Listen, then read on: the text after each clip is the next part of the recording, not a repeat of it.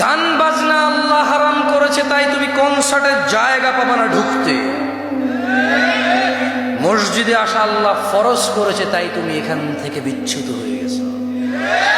তুমি কেন নামাজ পড়ো না জানো তুমি? কারণ আল্লাহ বলেছে করতে, তাই তুমি পড়ো না। তুমি কেন গান বাজনায় যাও জানো? আল্লাহ নিষেধ করেছে, তাই তুমি যাও।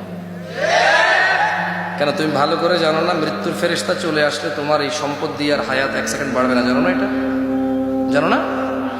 তোমার চোখ নষ্ট হয়ে গেলে এটা অমূল্য রত্ন, আর টাকা দিয়ে রিকভারি করা ইম্পসিবল। লাগাই দিবা আর একটা দেখবা, কিন্তু প্রতি মাসে ডাক্তার বলবে যে ভিজিট করে যাবেন, 6 মাসে বছরে একবার।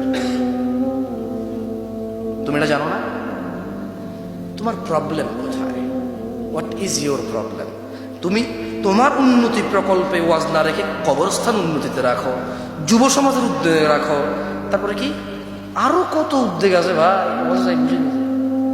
কোনো ওয়াজ কমিটিকে দেখিনি যে আমাদের সংশোধনের উদ্যোগে ওয়াজ করতো, এরকম এখন একটাও পাইনি বাংলাদেশে।